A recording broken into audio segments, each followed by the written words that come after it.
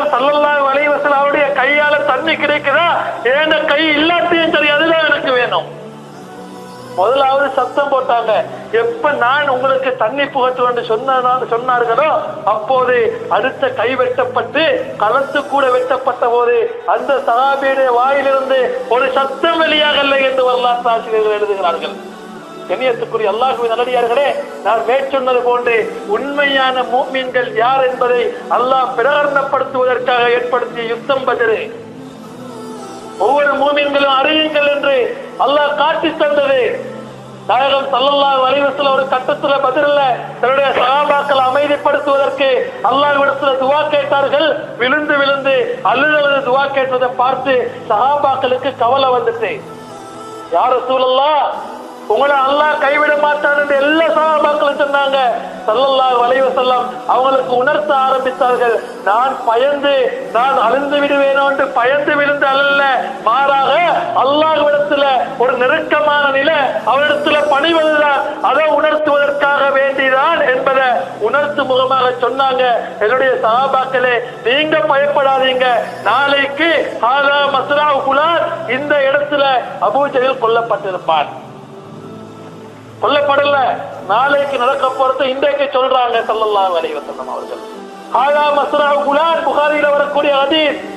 ஹாதா மஸ்ரஉ அபூ ஜஹல், ஹாதா மஸ்ரஉ ஷைபா, ஹாதா மஸ்ரஉ என்று சொல்லி 4 அல்லது 6 பேருடைய பேரை சொல்லி சொன்னாங்க. நாளைக்கு இன்ன இடத்துல இவண்ட தலை இருக்கும், நாளைக்கு இன்ன இடத்துல இவன் கொல்லப்பட்டிருப்பான், நாளைக்கு இன்ன இடத்துல அபூ ஜஹல், இன்ன இடத்துல உத்பா, இன்ன இடத்துல ஷைபா என்று இவர்கள் கொல்லப்பட்டிருப்பார்கள் என்று நாயகம் ஸல்லல்லாஹு அலைஹி வஸல்லம் சொன்னாங்க. யுத்தத்துக்கு பிறகு பார்த்த சஹாபாக்கள் சொல்லுகிறார்கள், இதுவும் புகாரில வரக்கூடியது. அல்லாஹ்வுடைய தூதர் ஸல்லல்லாஹு அலைஹி வஸல்லம் என்ன இடத்தை சொன்னாங்களோ அந்த இடத்திலிருந்து ஒரு சான் கூட அவருடைய தலாகள் அல்ல. கண்ணியத்துக்குரிய அல்லாஹ்வின் நல்லடியார்களே, நாளைக்கு வரக்கூடியது ரசூலுல்லாஹ்வுக்கு தெரியுமா? ஒருவனுடைய மௌத்து எப்ப வரும் எங்க வரும் என்று அல்லாஹ்வுக்கு தான் தெரியும், ரசூலுல்லாஹ்வுக்கு தெரியாதுன்னு சொல்றாங்களே, அவங்க விளங்கிக் கொள்ளட்டும். பத்ர் கற்றுத் தரக்கூடிய பாடம் இது. பத்ர்ல நடந்த விஷயம். ஸல்லல்லாஹு நாளைக்கு யாரு மௌத்தாகுவார், எவரத்துல மௌத்தாகுவார் என்று சொன்னார்கள். ஏண்டா குர்ஆன் சொல்கிறது, ஆலிமுல் கைப், மறைவான சங்கதிகளை அறிந்தவன் அல்லாஹ்தான். லா யுத்ஹிரு அலா கைபிஹி அஹதா, மறைவான சங்கதிகளை யாருக்குமே காட்டிக் கொடுக்க மாட்டார். இல்லா மன் இர்தலா மிர் ரசூலின், தன்னால் பொருந்திக் கொள்ளப்பட்ட ரசூலுக்கே தவிர. தன்னால பொருந்திக் கொள்ளப்பட்ட ரசூலுக்கு அதை காட்டிக் கொடுப்பார் என்று அல்லாஹ் குர்ஆன்ல சொல்லிக் கொண்டிருக்கிறார். அதன் பிரகாரம் சொன்னார்கள் நாளைக்கு நடப்பதை. வமா ஹுவ அலல் கைபி பிதமீன், அவர்கள் மறைவான சங்கதிகளை சொல்லி காட்டுவதற்கு கஞ்சத்தனப்பட மாட்டார்கள். சூரத்துல் ஜின்னில் அல்லாஹ் சொல்லி காட்டுகிறார். நபியே, நீங்கள் எதெல்லாம் தெரியாமல் இருக்கிறீங்களோ அது அத்தனையும் நாங்கள் உங்களுக்கு கற்று தந்து விட்டோம். அல்லாஹ் குர்ஆன்ல சொல்கிறார், மா ஃபர்ரத்னா ஃபில் கிதாபி மின் ஷை, குர்ஆன்ல நாங்க எதையுமே விட்டு வைக்கல, அத்தனையும் சொல்லி இருக்கிறோம். அல்லமல் இன்சான மாலம் யஅலம், இன்சானுக்கு அல்லாஹ் அறியாததை கற்றுக் கொடுத்தார். அல்லமல் குர்ஆன், அல்லாஹ் குர்ஆனை கற்றுக் கொடுத்தார் என்று அல்லாஹ் குர்ஆன்ல சொல்கிறானே. யாருக்கு? குர்ஆன்ல எல்லாம் சொல்லப்பட்டிருக்கிறது. அந்த குர்ஆனை நாங்கள் இன்சானுக்கு கற்றுக் கொடுத்தோம்.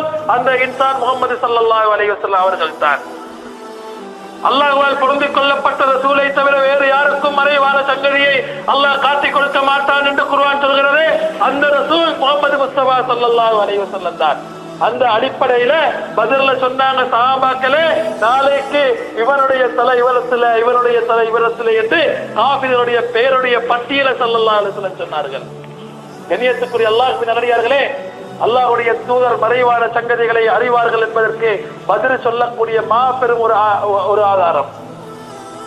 ஸல்லல்லாஹு அலைஹி வஸல்லம் இப்படியாக யுத்தம் நடந்து கொண்டிருக்கிறது. அலியின் கர்ரமல்லாஹு வஜ்ஹஹு அவர்களை குறைஷிகள் பேர் சொல்லி கேட்டாங்க. முகம்மதே ஸல்லல்லாஹு அலைஹி வஸல்லம், எங்க அவங்களோட வீர அலி, அவரை அனுப்புங்க, அன்சாரிகளுக்கு எங்களுக்கு வேலை இல்லை. அலியை கேட்டார்கள். ஸல்லல்லாஹு சொன்னாங்க, அலியே உங்களை கேட்கிறாங்க. யா ரசூலல்லாஹ், உங்களோட பேரை சொல்லியா சொல்றாங்க, அனுப்புங்கள் என்னை, உங்களுடைய மானத்தை நான் பாதுகாக்கிறேன் என்று பாய்ந்து விழுந்தார்கள் அலி ரலியல்லாஹு அன்ஹு அவர்கள். பாயும் போது ஒரு கதையை சொல்லிக் கொண்டு போனாங்க. நான் யாரு தெரியுமா? எனக்கு என்னுடைய தாய் வைத்த பேர் ஹைதர், சிங்கம் என்று எனக்கு பேர் வைக்கப்பட்டிருக்கிறது. என்னுடைய உடம்புல ஒரு இரத்தம் இருக்கும் வரைக்கும் அல்லாஹ்வுக்காக அல்லாஹ்வுடைய ரசூலுக்காக போராடுவேன் என்றார்கள். கண்ணியத்துக்குரியவர்களே, சஹாபாக்களுக்கு யுத்த வீரர்கள் என்று கூட சொல்லாதீர்கள் என்று சில சூபியாக்கள் சொல்லுவார்கள். அவங்க யுத்தத்தில வீரர்களாக இருக்கல்ல, மாறாக அல்லாஹ்வுடைய தூருடைய முகப்பத்தில வீரர்களாக இருந்தார்கள். அல்லாஹ்வுடைய தூருடைய முகப்பத்தில வீரர்களாக இருந்ததின் காரணமாக வேற எண்ணத்திலே எல்லாம் வீரராக இருக்கணுமோ அது அத்தனையில ஆட்டோமேட்டிக்கலா அவங்க வீரராகிட்டாங்க. அல்லாஹ் குர்ஆன்ல சொல்வது அவர்களை பற்றி நாயகம் ஸல்லல்லாஹு அலைஹி வஸல்லம் சொன்ன கருத்து இது.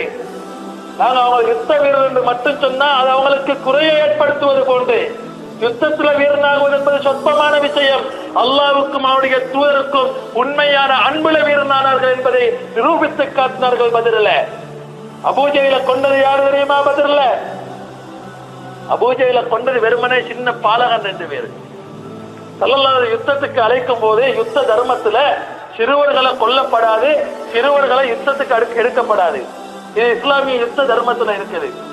இந்த 2 பிள்ளைகளும் இப்னா முஅவ்வித் என்பவருடைய 2 பிள்ளைகள், 2 சின்ன பிள்ளைகளும் ஸல்லல்லாஹு அலைஹி அவங்கள்ட்ட வந்தாங்க. வந்து சொன்னாங்க, யா ரசூலல்லாஹ், பத்ர் யுத்தத்துக்கு நாங்களும் வரணும். ஸல்லல்லாஹு அலைஹி சொன்னாங்க, நீங்க சின்ன பிள்ளைகள், உங்களுக்கு இந்த யுத்தத்துக்கு வரையில போங்கன்னு திருப்பி அனுப்பிட்டாங்க. கொஞ்ச நேரத்தை அப்புறம் மருக வந்தாங்க, யா ரசூலல்லாஹ், நாங்களும் யுத்தத்துக்கு வரணும். இல்ல இல்ல, உங்களால வர முடியாது. யா ரசூலல்லாஹ், நாங்க உங்கள் மீது வைத்திருக்கக்கூடிய அன்பை முன் வச்சு கேட்கிறோம், நாங்களும் யுத்தத்துக்கு வரணும் யா ரசூலல்லாஹ். ஸல்லல்லாஹு அலைஹி ஒண்ணும் செல்லலா போயிட்டு சொன்னாங்க, சரி நீங்களும் வாங்க. யுத்தம் நடந்து கொண்டிருக்குது. இந்த 2 பிள்ளையும் ஓடோடி வந்து ஒரு சஹாபி தோழர்கிட்ட கேட்கிறாங்க, இந்த அபூஜஹல் என்பவன் யாரு? அபூஜஹலை காட்டுங்களேன்னு இருந்தாங்க. அந்த தோழர் கேட்டார், அபூஜஹல் உங்களை கிணத்துக்கு அவன் தான் காபிருடைய தலைவன், அவன் தான் தலைமைத்துவம் ஏந்தி வந்திருக்கிறான் இந்த யுத்தத்துக்கு என்று சொன்னாங்க. இல்ல இல்ல, எங்களுக்கு கேள்விப்பட்டது, நாங்க கேட்டிருக்கிறோம், இவன் தானா நாயகம் ஸல்லல்லாஹு அலைஹி வஸல்லம் அவர்களை அதிகமாக நோவித்தவன். மக்கால அவங்க தொழும் போது அவங்களோட தலையில ஒட்டாத்துடைய கொடல் எல்லாம் போட்டு அவங்களை அசிங்கப்படுத்தினோம் இந்த அபூஜஹல் என்று நாங்க கேள்விப்பட்டிருக்கிறோம், அவனை நாங்க தான் கொல்லணும். அந்த சஹாபி தோழர் அப்படியே யுத்த களத்தை பார்த்தாங்க. அபூஜஹல் குதிரையில பாய்ந்தவனாக வந்து கொண்டிருக்கிறார். சொன்னாங்க, அதோடு இருக்கிற நீங்க கேட்கிறார் அவன் தான் என்று சொன்ன போது 2 பேர்களும் கேட்டதுதான் தாமதம் ஓடோடி போனார்கள். ஒருவரை ஒருவர் தள்ளிவிட்டு போனார்கள். அபூஜஹலை நான் தான் கொல்லணும், மற்றவர்கள் இல்ல இல்ல நான் தான் கொல்லணும். 2 பேருமாக ஒரே பாய்ச்சலாக பாய்ந்தார்கள். அபூஜஹலுடைய மேல அப்படியே கீழே போட்டு இருவரும் கொத்தி கொண்டு போட்டார்கள். பெருமை பிடித்தவர்களோ அபூஜஹல். சக்கராத்துல கூட கத்தினார், முஸ்லிம்கள்ல பெரிய ஒருத்தரும் இல்லையா என்ன கொல்லத்துக்கு, சின்ன பிள்ளைகளை போட்டு கொண்டுட்டானுங்களே என்று கத்தினான். சின்னவர்களை போட்டு என்ன கொண்டுட்டானுங்களே என்று ஆணவத்துல கத்தினார். 2 பேரும் மாறி மாறி வெட்டினார்கள். யுத்தத்துல ஒரு காபிர ஒரு முஸ்லிம் கொண்டால் அந்த கொல்லப்பட்ட காபிருடைய உடம்புல இருக்கக்கூடிய தங்கம், மோதிரம், அது இதெல்லாம் கொண்டவரை கொடுக்கும். அபூஜஹலை கொண்ட போது ஸல்லல்லாஹு கேட்டாங்க, இவனை கொண்டது யாரு என்று சொன்ன போது அந்த சஹாபி இந்த சின்ன பிள்ளை 2 போய் கேட்டாங்களே, உங்களுக்கு அபூஜஹலை காட்டித்தாங்க. அவங்க ஓடி வந்து சொன்னாங்க, யா ரசூலல்லாஹ், இந்த 2 பேரும் தான் அபூஜஹலை கொண்ட நான் பார்த்தேன். உடனே தங்கத்தை பிரிச்சு கொடுத்துட்டு சொன்னாங்க, இதுக்குத்தான் நீங்க யுத்தத்துக்கு வரணும்னு கேட்டேன். ஆம் யா ரசூலல்லாஹ், இதுக்குத்தான் நாங்க கேட்டோம். உங்களை நோவித்தவனை நாங்க பார்க்கணும். உங்களுக்கு ஏற்றினவன், உங்களை அவமதித்தவன், உங்களுக்கு நோவினை செஞ்சவன், இவனை நாங்க கொல்லணும் என்று நாங்க நியத்து வச்சோம் யா ரசூலல்லாஹ். நாங்க கண்ணியத்துக்குரிய அல்லாஹ்வின் நல்லடியார்களே, நீங்க விரும்பியதை செய்யுங்க, உங்களை மன்னிச்சேன் அல்லாஹ் சொன்ன ஆயத்துக்கள் இந்த 2 பச்சிளம் பிள்ளைகளும் வருகிறார்கள். கண்ணியத்துக்குரிய அல்லாஹ்வின் நல்லடியார்களே, அந்த அளவுக்கு அவர்களை எதிராக்கியது அவருடைய உள்ளத்துல ஊட்டப்பட்ட அந்த முஹப்பத்து. அவங்க யுத்தம் செய்தது அனைமத்துக்கு அல்ல, அவங்க யுத்தம் செய்தது வீரன் என்று பெயரெடுக்க அல்ல, மாறாக அல்லாஹ்வுடைய தூதரை நோவித்தவனை நாங்கள் நோவிப்போம், அல்லாஹ்வுடைய தூதரை கேவலப்படுத்தினவனை நாங்கள் நோவிப்போம், அல்லாஹ்வுடைய தூதருடைய கண்ணியத்தை உயர்த்துவதற்காக வேண்டி நாங்கள் யுத்தம் செய்வோம் என்று முன் வந்தார்கள். அல்லாஹ் இன்று வரைக்கும் அவர்களை புகழ்ந்து கொண்டிருக்கிறார். ரலியல்லாஹு அன்ஹும் வரது அன், அல்லாஹ் அவர்களை பொருந்திக் கொண்டார். வரது அன்ஹு, அவர்களும் அல்லாஹ்வை பொருந்திக் கொண்டார்கள். பாருங்க அல்லாஹ்வுடைய வார்த்தையை. நாங்கள் எல்லாம் சொல்லுவோம், ஜனாதிபதிக்கு என்ன விருப்பம் என்பது பெருமையா? அல்லது ஜனாதிபதியை நான் விரும்புகிறேன் என்பது பெருமையா? நம்ம எல்லாரும் விரும்புறோம், அதுவல்ல எங்களுக்கு பெருமை. ஜனாதிபதி எங்களை விரும்புறாரு, ஒரு மனிதருக்கு பெருமை. அது உயர்ந்த ஒரு ஷேக், ஜனாதிபதியை விடுங்க, அல்லாஹ் நெருங்கிய ஒரு மனிதர், ஒரு ஷேக், ஒரு தங்கள், அவரு என்ன விரும்புறாரு என்று சொன்னா எவ்வளவு பெருமை. நாங்க அவரை விரும்புறோம் தான், அதுவல்ல பெருமை.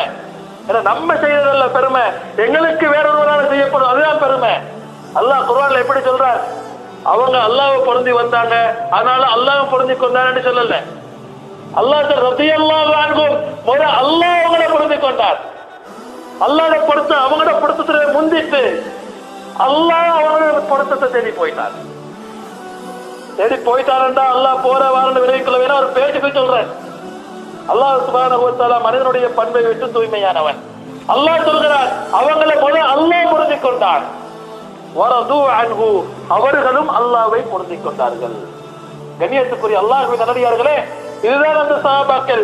இன்று இவர்களை அல்லாஹ்வால பொருந்திக் கொள்ளப்பட்டவர்களை இவங்க பொருந்திக் கொள்ளாமிக்கிறாங்க. எங்களுக்கு அவங்கள வேல, எங்களுக்கு நான் குர்ஆனையும் ஹதீஸையும் மட்டும் பின்பற்றிக் கொள்வோம், எங்களுக்கு அவங்க தேவையில்லை, அவங்களை நாங்கள் பொருந்திக் கொள்ள மாட்டோம் என்று சொல்றார்கள் என்றால் அல்லாஹ்வுடைய கூட்டத்துடன் இவர்கள் எதிரிகளாக இருந்து கொண்டிருக்கிறார்கள். கண்ணியத்துக்குரிய அல்லாஹ்வின் நல்லடியார்களே, ஏன் பத்ரீன்கள் ஞாபகப்படுத்தப்படுகிறார்கள் என்றால் அவர்கள் தான் அல்லாஹ்வுடைய கூட்டத்தார்கள். அலா இன்ன ஹிஸ்பல்லாஹி ஹுமுல் ஃபாயிஸூன், அறிந்து கொள்ளுங்கள், அல்லாஹ்வுடைய கூட்டம் அவர்கள் தான் வெற்றியாளர்கள். இப்ராஹிம் அலைஹிஸ்ஸலாம் அவர்கள் அல்லாஹ்வுடைய தூதரிடத்துல வர்றாங்க, வந்து சொல்றாங்க, யா ரசூலல்லாஹ், உங்களோட உம்மத்தில உங்களுக்கு பிறகு இல்லை, இந்த துனியால படைக்கப்பட்ட மனிதர்களில் நபிமார்களுக்கு பிறகு ஒரு சிறந்த கூட்டம் இருப்பார்கள் என்றால் பத்ர் சஹாபாக்கள் தான் யா ரசூலல்லாஹ் என்றார்கள். அதே போன்றுதான் மலாயிக்காமார்கள், அவருடைய எண்ணிக்கையை அல்லாஹ் மட்டும்தான் அறிவார்கள். மலாயிக்காமார்கள் எந்த அளவு அவருடைய எண்ணிக்கை என்றால், பைத்துல் மாமூர் என்று சொல்லக்கூடிய ஒரு பள்ளி வாயில் முதலாவது வானத்தில் இருப்பதாக நாயகம் ஸல்லல்லாஹு அலைஹி வஸல்லம் சொன்னாங்க. காபாவுக்கு நேராக இருக்குமாம். ஒவ்வொரு நாளும் அந்த பள்ளி வாயிலுக்குள்ள 70,000 மலாயிக்காமார்கள் நுழைவார்களாம். அந்த பள்ளி வாயிலுடைய பெருதை சொல்றேன், ஒவ்வொரு நாளும் 70,000 பேர் நுழைவாங்க, வெளியில வர மாட்டாங்க, போனா உள்ளுக்கு தாய்ப்பாங்க. இப்படி ஒவ்வொரு நாளும் 70,000 மலாயிக்காமார்கள் உள்ளே போயிட்டே இருக்கிறாங்கடா. எவ்வளவு நாட்கள் கழிஞ்சு போயிட்டு எவ்வளவு மலாயிக்காமார்கள் இருப்பார்கள். வமா யஅலமு ஜுனூத ரப்பிக இல்லாஹு, அல்லாஹ்வுடைய அந்த படையை அல்லாஹ் மட்டும்தான் அறிவார்கள். இப்ராஹிம் அலைஹிஸ்ஸலாம் சொல்றாங்க, யா ரசூலல்லாஹ், இந்த எல்லா மலாயிக்காமார்களும் சில மலாயிக்காமார்கள் அல்லாஹ் குர்ஆன்ல சொல்றான், நீங்க அல்லாஹ்விடத்துல உதவி கேட்டீங்க பத்ர்ல, நாங்க 3000 மலாயிக்காமார்கள் அனுப்பினோம், நாங்க 5000 மலாயிக்காமார்கள் அனுப்பினோம் என்று அல்லாஹ் குர்ஆன்ல 2 ஆயத்துக்கள் அனுப்புறான் சொல்றான். முதலாவது 3000 பேர் அனுப்பினான். உங்களோட தக்குவாவை பார்த்து முகப்பத்தை பார்த்து இன்னும் 2000 பேர் அனுப்பினார் என்று அல்லாஹ் குர்ஆன்ல சொல்லி காண்பிக்கிறார். இப்ராஹிம் அலைஹிஸ்ஸலாம் சொல்றாங்க, யா ரசூலல்லாஹ், எல்லா மலாயிக்காமார்களும் இந்த 5000 மலாயிக்காமாரு அவங்க தான் சிறந்தவங்க, பத்ர்ல கலந்து கொண்டவர்கள். அபூ தாவூத்ல வரக்கூடிய ஹதீஸ். கண்ணியத்துக்குரிய அல்லாஹ்வின் நல்லடியார்களே, அவங்க சிறந்தவர்கள் அந்த மலாயிக்காமார்கள். ஏண்டா பத்ர் யுத்தத்துல வந்தவர்கள். ஏன் சொல்கிறேன் என்றால், ஒவ்வொரு மூமினும் சொர்க்கத்துல நுழையணும் என்றா அவங்களோட கூட்டம் யாரென்று தெரிஞ்சுக்கணும். அல்லாஹ் குர்ஆன்ல சொல்கிறான், யா அய்யத்துல் நஃப்ஸுல் முத்மஇன்னா, அமைதி அடைந்த ஆத்மாவே, அல்லாஹ்வை பொருந்தி கொண்ட ஆத்மாவே. முத்மஇன்னா என்ற ஆத்மா என்ன தெரியுமா? ஒரு மனிதனுடைய ஆரம்ப கட்டம் சுருக்கமாக சொல்லி முடிச்சுக் கொள்றேன். ஒரு மனிதன் அம்மாரத்து பிசு என்று சொல்லக்கூடிய ஆத்மா ஒரு மனிதனுக்கு இருக்கும். எப்ப பார்த்தாலும் கெட்ட விடயத்தை அவனுக்கு ஏவி குதிக்கும் அவன மனசு, அதை செய்வோம் இதை செய்வோம் என்று. இந்த ஒரு மனசுல ஒரு மனிதன் தப்பிட்டால் லவ்வாமா என்று சொல்லக்கூடிய ஒரு மனசு அவனுக்கு கொடுக்கப்படும், ஒரு ஆத்மா. அது எப்படி என்றா, பாவம் செஞ்சு அவனை பழிக்கும், இப்படி எல்லாம் செய்ய என்று பழிக்கும், தௌபா செய்யறதுக்கு அவன் மீளுவதற்கு சந்தர்ப்ப நிலை இருக்கும் அந்த ஆத்மா. அதுக்கு பிறகு அப்படி அந்த பழிப்பை ஏற்று தன்னை செலுத்திக் கொண்டா அவனுக்கு முழுகமா என்று சொல்லக்கூடிய ஒரு ஆத்மா கொடுக்கப்படும். முழுகமா என்ற ஆத்மா அவனுடைய ஆத்மா மாறும், நல்ல விஷயங்கள் அவனுக்கு உள்ளத்துல தோன்றும், இல்ஹாமியத்தா போடப்படும், இது முழுகமா. அதுக்கு அடுத்தது முத்துமஇன்னா, அதாவது நல்ல விஷயங்கள் எல்லாம் தோண்டி அதன்படி செயல்பட்டு அல்லாஹ்வுக்கு பொருத்தமாக வாழ்ந்து வரக்கூடிய ஆத்மா அமைதி அடைந்த ஆத்மாவாகும். இது அல்லாஹ்விடத்துல புகழப்பட்ட ஒரு ஆத்மா. இந்த ஆத்மா அல்லாஹ் எப்படி அழைக்கிறான்? அதாவது நல்லவனானதற்கு பிறகும் அமைதி அடைந்ததற்கு பிறகும் இன்னும் நீங்க வெற்றி பெறல, சொர்க்கத்துக்குரியவராக நீங்க இன்னும் மாறல, அல்லாஹ் குர்ஆன் அழைக்கிறார், யா அய்யத்துகன் நஃப்ஸுல் முத்மஇன்னா, அமைதி அடைந்த ஆத்மாவே, இர்ஜிஇ இலா ரப்பிக்கி, உன்னுடைய ரப்பிடத்துல மீண்டும்